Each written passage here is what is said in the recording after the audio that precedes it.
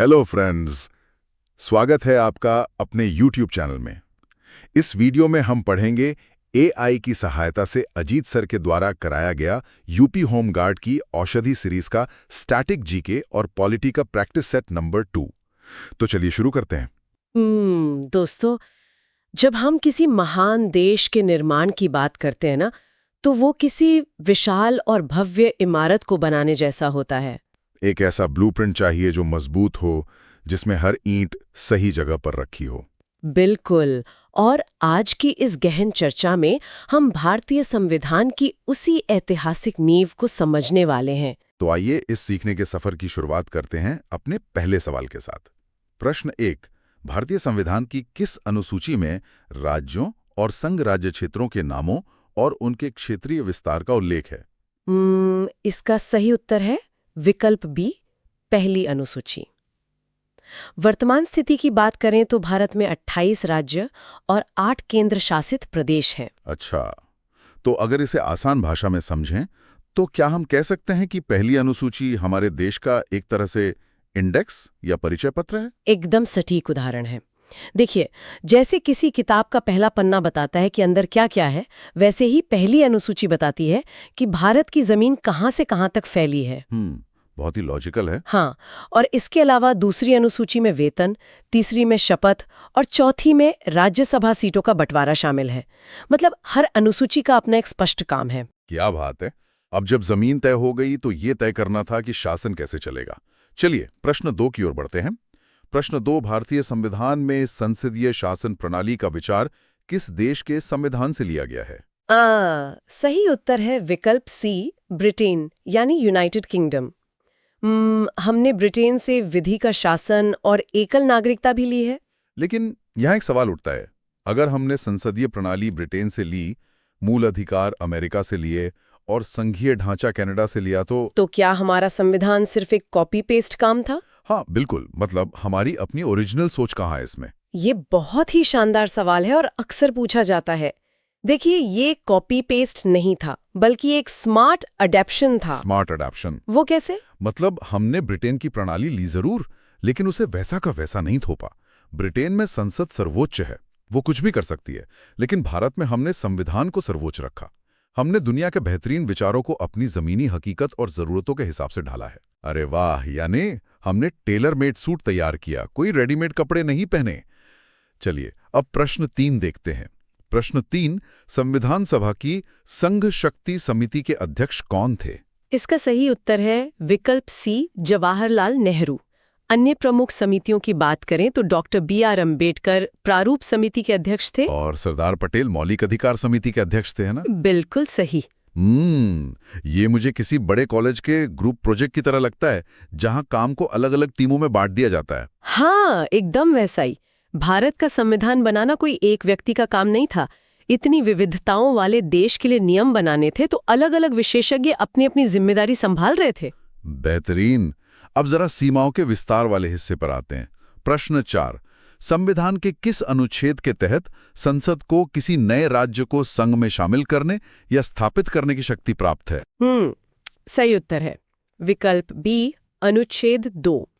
ये बाहरी क्षेत्रों को भारत में मिलाने के लिए है और इसके तहत बनाए गए कानून अनुच्छेद 368 के तहत संविधान संशोधन नहीं माने जाते। अच्छा, ये बाहरी क्षेत्रों से क्या मतलब है? थोड़ा उदाहरण देकर समझाएं। जरूर। जैसे 1975 में सिक्किम का भारत में प्रवेश। देखिए, सिक्किम पहले भारत का हिस्सा नहीं था। जब उसे भारतीय संघ में एक नए राज्य के रूप में जोड़ा गया, तो वो शक्ति इसी अनुच्छेद 2 से आई। तो ये अनुच्छेद संसद को ताकत देता है कि वो नई जमीन को भारत के नक्शे में शामिल कर सके। बिल्कुल।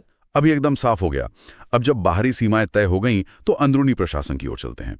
प्रश्न 5, भारतीय संविधान की 6ठी अनुसूची निम्नलिखित में से किस राज्य के जनजातीय क्षेत्रों के प्रशासन से संबंधित नहीं है? इसका सही उत्तर है विकल्प डी, मणिपुर। 6ठी अनुसूची केवल 4 राज्यों पर लागू होती है, असम, मेघालय, त्रिपुरा और मिजोरम। इन्हें हम शॉर्ट में ATM कह सकते हैं। लेकिन मणिपुर को बाहर क्यों रखा गया और इन 4 राज्यों में ऐसा क्या खास है? इन 4 राज्यों के जनजातीय इलाकों की संस्कृति और रीति रिवाज बहुत ही अलग और संरक्षित हैं। उन्हें मुख्य धारा के सामान्य कानूनों से थोड़ी आज़ादी चाहिए थी। अच्छा, तो उनके लिए अलग नियम बनाए गए। हाँ, इसीलिए छठी अनुसूची के तहत यहाँ स्वायत्त जिला परिषदें बनाई गईं। ये 30 सदस्यों वाली परिषदें होती हैं जो अपने स्थानीय मामलों जैसे जमीन और जंगल के नियम खुद तय कर सकती हैं। यानी उनकी संस्कृति को सुरक्षित रखने का एक बेहतरीन उपाय। चलिए, अब सरकार के काम करने के तरीके पर आते हैं। प्रश्न 6, भारतीय संविधान में राज्य के नीति निदेशक तत्व किस देश के संविधान से लिए गए हैं? सही उत्तर है विकल्प बी, आयरलैंड। और दिलचस्प बात यह है कि आयरलैंड ने भी इसे स्पेन से प्रेरित होकर अपनाया था। ये नीति निदेशक तत्व असल में हैं क्या? क्या ये कड़े कानून हैं जिन्हें न मानने पर सरकार को सजा हो सकती है? नहीं, यही तो इसकी खासियत है। ये कड़े कानून नहीं है, बल्कि राज्य के लिए नैतिक मार्गदर्शक या एक तरह के डायरेक्शंस हैं। तो मतलब सरकार बाध्य नहीं है इन्हें मानने के लिए? कानूनी तौर पर बाध्य नहीं है। संविधान निर्माताओं ने कहा कि हम आज आपको हर सुविधा नहीं दे सकते क्योंकि हमारे पास पैसे नहीं है, लेकिन भविष्य की सरकारें नीतियां बनाते समय इन तत्वों को ध्यान में रखेंगी। जैसे समान काम के लिए समान वेतन या मुफ्त शिक्षा? बिल्कुल। अगर सरकार इन्हें पूरा नहीं करती तो आप कोर्ट नहीं जा सकते, लेकिन अगले चुनाव में उन्हें वोट आउट जरूर कर सकते हैं। कमाल का बैलेंस है। अब एक ऐसे सवाल पर आते हैं जो हमारी भावनाओं से जुड़ा है। प्रश्न 7, संविधान सभा द्वारा जनगण मन को भारत के राष्ट्रगान के रूप में कब अपनाया गया? हाँ, सही उत्तर है विकल्प सी, 24 जनवरी 1950। और इसी ऐतिहासिक दिन बंकिम चंद्र चटर्जी द्वारा रचित राष्ट्रीय गीत वंदे मातरम को भी अपनाया गया था। ये तारीख 24 जनवरी 1950 बहुत अहम लगती है। बहुत अहम है। 24 जनवरी 1950 असल में संविधान सभा की अंतिम बैठक का दिन था। अच्छा, और क्या राष्ट्रगान और राष्ट्रीय गीत को लेकर कोई खास नियम भी है जो श्रोताओं को जानना चाहिए? जी हाँ, एक बहुत ही जरूरी नियम है। किसी भी आधिकारिक आयोजन में राष्ट्रगान हमेशा राष्ट्रीय गीत से पहले गाया जाता है। ये प्रोटोकॉल हमारी राष्ट्रीय पहचान का सम्मान सुनिश्चित करता है। बहुत ही रोचक जानकारी है ये। अब वापस जरा आंतरिक राजनीति की ओर लौटते हैं। प्रश्न 8, अनुच्छेद 3 के तहत किसी राज्य की सीमा में परिवर्तन करने वाले विधेयक को संसद में पेश करने से पूर्व किसकी सिफारिश आवश्यक है? सही उत्तर है विकल्प सी, भारत के राष्ट्रपति की। राष्ट्रपति की पूर्व अनुमति के बिना कोई भी नाम या सीमा बदलने वाला विधेयक संसद में पेश नहीं किया जा सकता। मुझे ये समझ नहीं आ रहा कि एक राज्य की सीमा बदलने के लिए राष्ट्रपति को बीच में क्यों लाना पड़ता है? संसद सीधे क्यों नहीं कर सकती? देखिए, क्योंकि भारत राज्यों का संघ है। अगर केंद्र सरकार मनमानी करने लगे और रोज राज्यों की सीमाएं बदलने लगे तो पूरी व्यवस्था ही बिगड़ जाएगी ना। हाँ, ये बात तो है। तो राष्ट्रपति की पूर्व अनुमति का नियम एक चेक एंड बैलेंस है। राष्ट्रपति उस विधेयक को प्रभावित राज्य की विधानसभा के पास उनकी राय जानने के लिए भेजते हैं। अच्छा, तो राज्य से भी पूछा जाता है? बिल्कुल। भले ही राज्य की राय मानना केंद्र के लिए जरूरी नहीं है, लेकिन कम से कम राज्य की आवाज तो सुननी जाती है। बहुत ही लॉजिकल है। अब देश की विविधता की सबसे बड़ी पहचान यानी भाषा की बात करते हैं। प्रश्न 9, भारतीय संविधान की 8वीं अनुसूची में मूल रूप से कितनी भाषाएं शामिल थीं? सही उत्तर है विकल्प ए, 14 भाषाएं। समय समय पर हुए संशोधनों के बाद वर्तमान में यह 22 भाषाएं हो गई हैं। और मैंने कहीं पढ़ा था कि हाल ही में कुछ और भाषाओं को भी एक खास दर्जा मिला है। हाँ, एकदम सही जानकारी है। 2024 में प्राकृत और पाली जैसी 5 नई भाषाओं को शास्त्रीय भाषा का दर्जा दिया गया है। अरे वाह, तो अब कुल कितनी शास्त्रीय भाषाएं हो गई हैं? अब देश में कुल 11 शास्त्रीय भाषाएं हो गई हैं। ये दिखाता है कि हमारा संविधान और हमारी संस्कृति कोई ठहरी हुई चीज नहीं है, ये समय के साथ लगातार विकसित हो रही है। विकास की इसी कड़ी में अगला सवाल बड़ा ट्रिकी है। श्रोताओं को यहाँ शब्दों पर खास ध्यान देना होगा। प्रश्न 10, प्रस्तावना की भाषा और समवर्ती सूची का प्रावधान किस देश के संविधान से लिया गया है? सही उत्तर है विकल्प बी, ऑस्ट्रेलिया। और यहाँ याद रखने वाली बात यह है कि प्रस्तावना का विचार अमेरिका से लिया गया है, लेकिन उसकी भाषा ऑस्ट्रेलिया से प्रेरित है। ये विचार और भाषा का क्या अंतर है? थोड़ा और स्पष्ट करेंगे? देखिए, किसी भी संविधान की शुरुआत में एक प्रस्तावना होनी चाहिए। ये जो आइडिया है ये हमने अमेरिका से लिया, क्योंकि अमेरिकी संविधान वी द पीपल से शुरू होता है। बिल्कुल। लेकिन हमारी प्रस्तावना जिस तरह के शब्दों और जिस प्रवाह के साथ लिखी गई है ना, वो शैली और भाषा ऑस्ट्रेलिया के संविधान से मेल खाती है। क्या बात है, इतनी बारीकी।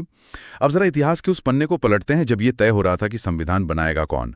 प्रश्न 11, संविधान सभा के चुनाव में भारतीय राष्ट्रीय कांग्रेस को कितनी सीटें प्राप्त हुई थीं? आहा, सही उत्तर है विकल्प बी, 208 सीटें। 1946 में हुए 296 ब्रिटिश भारत की सीटों के चुनाव में कांग्रेस को 208 और मुस्लिम लीग को 73 सीटें मिली थीं। लेकिन उस समय तो देसी रियासतें भी थी ना, उनका क्या हुआ? यही तो इस चुनाव का सबसे दिलचस्प पहलू था। जो 93 देसी रियासतें थीं, उन्होंने शुरुआत में इस चुनाव का पूरी तरह से बहिष्कार किया था। अच्छा, बहिष्कार क्यों किया? राजा महाराजाओं को लग रहा था कि लोकतंत्र आने से उनकी सत्ता चली जाएगी। ये उस समय के भारत की एक बहुत बड़ी चुनौती थी, राजशाही और लोकतंत्र के बीच का भारी टकराव। इतने बड़े मंथन के बाद जो देश बना, उसे परिभाषित कैसे किया गया? यही है हमारा अगला सवाल। प्रश्न 12, अनुच्छेद 1 के अनुसार भारत अर्थात इंडिया क्या है? सही उत्तर है विकल्प ए, राज्यों का संघ, यानी यूनियन ऑफ स्टेट्स। यहाँ फेडरेशन शब्द का इस्तेमाल क्यों नहीं किया गया, जैसा कि अमेरिका में किया जाता है? इसका बहुत बड़ा राजनीतिक और ऐतिहासिक महत्व है। अंबेडकर जी ने जानबूझकर यूनियन शब्द चुना था। इसका सीधा सा अर्थ है कि भारत का निर्माण राज्यों के बीच किसी समझौते का परिणाम नहीं है। जैसे अमेरिका में 50 राज्य अपनी मर्जी से साथ आए थे। बिल्कुल सही। लेकिन भारत एक अखंड इकाई है। किसी भी राज्य को भारत से अलग होने का कोई अधिकार नहीं है। ये एक बहुत ही शक्तिशाली विचार है। हम सब मिलकर एक हैं। अब क्योंकि समाज बदलता है तो संविधान को भी बदलना पड़ता है। राजनीति में अवसरवादिता को रोकने के लिए क्या कदम उठाया गया? प्रश्न 13, 10वीं अनुसूची को किस संविधान संशोधन अधिनियम द्वारा जोड़ा गया था? सही उत्तर है विकल्प सी, 52वां संशोधन। ये 1985 में दल बदल पर रोक लगाने के लिए लाया गया था। 1985 में ही क्यों? ऐसा क्या हो गया था उस वक्त? उस समय भारतीय राजनीति में आया राम गया राम की संस्कृति बहुत ज्यादा बढ़ गई थी। हाँ, मैंने सुना है इसके बारे में। मतलब नेता सुबह किसी पार्टी में होते थे और शाम को मंत्री पद के लालच में दूसरी पार्टी में चले जाते थे। इससे सरकारें बहुत अस्थिर हो रही थीं। तो इसे रोकने के लिए ये नियम आया? जी, 52वें संशोधन के जरिए ये कड़ा नियम लाया गया कि अगर आप चुनाव जीतने के बाद अपनी पार्टी बदलते हैं तो आपकी सदस्यता ही रद्द हो जाएगी। बहुत जरूरी कदम था ये लोकतंत्र को बचाने के लिए। अब बात करते हैं न्याय की प्रक्रिया की। प्रश्न 14, विधि द्वारा स्थापित प्रक्रिया का सिद्धांत किस देश से लिया गया है? सही उत्तर है विकल्प बी, जापान। वहीं सोवियत संघ यानी रूस से हमने मौलिक कर्तव्य और प्रस्तावना में न्यायिक आदर्श लिए हैं। ये विधि द्वारा स्थापित प्रक्रिया असल जिंदगी में काम कैसे करती है? देखिए, इसका सीधा सा मतलब है कि सरकार अपनी मनमानी से आपकी आजादी या संपत्ति नहीं छीन सकती। मतलब कोई तानाशाही नहीं चलेगी? एकदम सही। अगर सरकार को ऐसा कुछ करना है तो उसे एक तय कानूनी प्रक्रिया का पालन करना ही होगा, जो संसद द्वारा बनाई गई हो। ये नागरिकों को बचाने का एक बहुत बड़ा टूल है। जब हम नागरिकों के अधिकार और समानता की बात करते हैं तो आधी आबादी का जिक्र बहुत जरूरी हो जाता है। प्रश्न 15, संविधान सभा में महिला सदस्यों की कुल संख्या कितनी थी? इसका सही उत्तर है विकल्प सी, 15। इनमें सबसे अधिक महिलाएं संयुक्त प्रांत से चुनी गई थीं। संयुक्त प्रांत मतलब आज का यूपी? हाँ, बिल्कुल। और एक और अहम बात, एकमात्र मुस्लिम महिला सदस्य बेगम एजाज रसूल थीं। 1940 के उस दौर में जब महिलाओं का घर से निकलना मुश्किल था, तब 15 महिलाओं का देश का संविधान लिखना, ये सच में रोंगटे खड़े कर देने वाली बात है। बिल्कुल। ये महिलाएं सरोजिनी नायडू, हंसा मेहता, राजकुमारी अमृत कौर जैसी दिग्गज थीं, जिन्होंने मौलिक अधिकारों और अल्पसंख्यकों के अधिकारों की ड्राफ्टिंग में बहुत गहरी छाप छोड़ी। चलिए, अब एक बार फिर सीमाओं वाले मुद्दे पे आते हैं और कंफ्यूजन को हमेशा के लिए दूर करते हैं। प्रश्न 16, संसद को नए राज्यों के निर्माण और वर्तमान राज्यों के क्षेत्रों, सीमाओं या नामों में परिवर्तन की शक्ति किस अनुच्छेद के अंतर्गत प्राप्त है? सही उत्तर है विकल्प फी, अनुच्छेद 3। हमने थोड़ी देर पहले अनुच्छेद 2 भी पढ़ा था। तो क्या मैं इसे ऐसे याद रख सकता हूं कि अगर मुझे बाहर से किसी विदेशी क्षेत्र को भारत में लाना है तो वो अनुच्छेद 2 है, यानी घर का बाहरी दरवाजा? हाँ, बहुत अच्छा उदाहरण है। और अगर मुझे देश के अंदर ही, जैसे मध्य प्रदेश से छत्तीसगढ़ को अलग करना है, तो वो अनुच्छेद 3 है, यानी घर के अंदर कमरों की दीवारें खिसकाना। अरे वाह, इससे बेहतर एनालॉजी और कोई हो ही नहीं सकती। बिल्कुल सही। अनुच्छेद 2 बाहरी प्रवेश के लिए है और अनुच्छेद 3 देश के भीतर के राज्यों के पुनर्गठन के लिए है। चलिए, अब हम अपने इस सफर के आखिरी पड़ाव पर हैं, जहां शक्तियों के बंटवारे की बात होगी। प्रश्न 17, 7वीं अनुसूची का संबंध निम्नलिखित में से किससे है? इसका सही उत्तर है विकल्प बी, केंद्र और राज्यों के बीच शक्तियों का विभाजन। ये विभाजन कैसे किया गया है और इसकी जरूरत क्या थी? इसे 3 सूचियों के माध्यम से बांटा गया है: संघ सूची, राज्य सूची और समवर्ती सूची। अच्छा। और इसकी जरूरत इसलिए थी ताकि भविष्य में टकराव न हो। जैसे रक्षा और रेलवे केंद्र संभालेगा, पुलिस और कृषि राज्य संभालेगा, और शिक्षा जैसे मुद्दों पर दोनों मिलकर काम करेंगे। शिक्षा समवर्ती सूची में है ना? जी बिल्कुल। अगर ये काम साफ साफ नहीं बांटे जाते तो हर रोज केंद्र और राज्यों के बीच कोर्ट केस ही चल रहे होते। हर स्तर पर जिम्मेदारी तय कर दी गई। लेकिन अगर विवाद हो ही जाए या कोई नया मुद्दा आ जाए तो पलड़ा किसका भारी रहेगा? प्रश्न 18, एक सशक्त केंद्र के साथ संघीय व्यवस्थाओं का विचार भारत ने किस देश के संविधान से अपनाया है? सही उत्तर है विकल्प बी, कनाडा। यहीं से हमने अवशिष्ट शक्तियां यानी रेजिडुअरी पावर्स केंद्र के पास रखने का मॉडल लिया है। जब राज्यों को शक्तियां दी ही गई हैं, तो केंद्र को सशक्त या ज्यादा ताकतवर बनाने की क्या जरूरत थी? क्योंकि भारत विविधताओं का देश है। संविधान निर्माताओं को डर था कि अगर केंद्र कमजोर हुआ तो राज्य अलग होने की मांग करने लगेंगे और देश के टुकड़े हो जाएंगे। ये तो बहुत बड़ा खतरा होता। इसीलिए रोजमर्रा के काम राज्यों को दिए गए। लेकिन जब देश की एकता और अखंडता की बात आएगी या कोई बिल्कुल नया मुद्दा सामने आएगा, जैसे आज के समय में साइबर स्पेस, तो पावर हमेशा दिल्ली के पास यानी केंद्र के पास ही रहेगी। ये बहुत ही दूरदर्शी सोच थी। अब उस ऐतिहासिक पल की बात जब इस महान दस्तावेज पर अंतिम मुहर लगी। प्रश्न 19, संविधान सभा की अंतिम बैठक कब हुई थी? सही उत्तर है विकल्प बी, 24 जनवरी 1950। इस दिन 284 सदस्यों ने हस्ताक्षर किए थे। इस दिन के बारे में कोई खास बात जो इतिहास के पन्नों में दर्ज हो? हाँ जी, इस दिन डॉक्टर राजेंद्र प्रसाद ने हिंदी और अंग्रेजी दोनों भाषाओं में सबसे पहले हस्ताक्षर किए थे। क्या बात है। और दिलचस्प बात यह है कि जिस समय हस्ताक्षर हो रहे थे, बाहर तेज बारिश हो रही थी, जिसे कई सदस्यों ने एक बहुत ही शुभ शगुन माना था। और इसी बैठक के 2 दिन बाद 26 जनवरी को हमारा संविधान लागू हो गया। एकदम सही। क्या बात है। अब आज के सेशन का आखिरी और एक बहुत ही तकनीकी सवाल। प्रश्न 20, अनुच्छेद 4 के अनुसार अनुच्छेद 2 और 3 के तहत बनाए गए कानूनों को संविधान के किस अनुच्छेद के तहत संशोधन नहीं माना जाएगा? सही उत्तर है विकल्प सी, अनुच्छेद 368। इसका आसान भाषा में क्या मतलब हुआ? क्या राज्यों के नाम बदलना इतना आसान है? जी हाँ, इसका अर्थ है कि राज्यों के नाम या सीमाएं बदलने के लिए संसद में एक सामान्य बहुमत ही काफी है। मतलब सिंपल मेजॉरिटी। बिल्कुल। इसके लिए अनुच्छेद 368 वाली विशेष और जटिल संविधान संशोधन की प्रक्रिया की कोई जरूरत नहीं होती। इसका सीधा सा मकसद ये था कि प्रशासनिक सुविधा के लिए राज्यों का पुनर्गठन आसानी से हो सके, बिना किसी बड़े संवैधानिक संकट के। अब आते हैं प्रतिनिधित्व पर। प्रश्न 21, चौथी अनुसूची में किसका विवरण दिया गया है? सही उत्तर है सी, राज्यसभा में राज्यों और केंद्र शासित प्रदेशों के लिए सीटों का आवंटन। ये आवंटन पूरी तरह से राज्यों की जनसंख्या के आधार पर होता है। यही कारण है कि उत्तर प्रदेश जैसे बड़े राज्य के पास सबसे ज्यादा 31 राज्यसभा सीटें हैं। जनसंख्या का सटीक गणित। पर अगर सरकार जोश में आकर मूल अधिकारों के खिलाफ कानून बना दे तो रक्षक कौन होगा?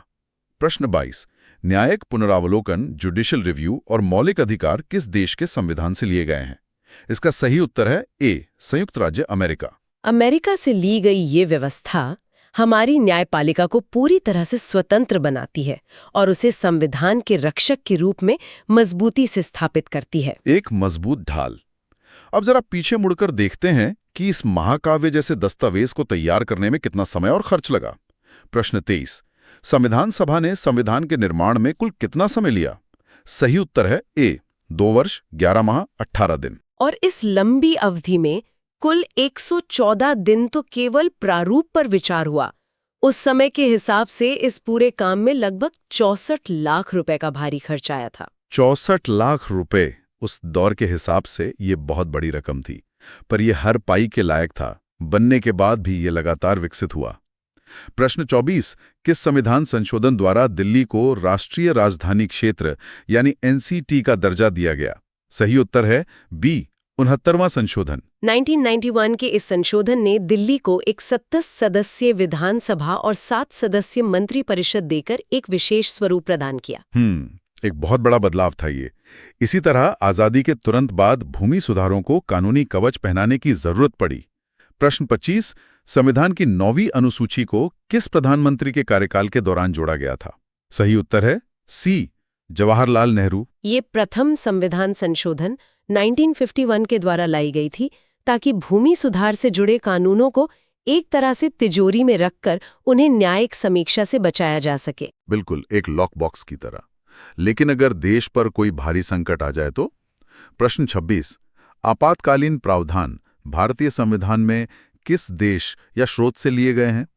इसका सही उत्तर है बी, जर्मनी का वाइमर संविधान। आपातकाल के दौरान नागरिकों के मौलिक अधिकारों के निलंबन का ये जो विशेष विचार है वो जर्मनी के वाइमर संविधान से ही प्रेरित है। संकट के समय एकता सबसे ऊपर है। अब हम इस सफर के आखिरी खंड में है। हर महान काम का एक प्रतीक होता है। प्रश्न 27, संविधान सभा का चिन्ह क्या था? सही उत्तर है बी, हाथी। हाथी को इसलिए चुना गया क्योंकि यह भारतीय उपमहाद्वीप की विशालता और हमारे संविधान के इतने बड़े आकार का सबसे सटीक प्रतीक था। एकदम सही, विशाल और शांत। अब इस विशाल ढांचे के भीतर नए राज्य बनाने की चाबी किसके पास है?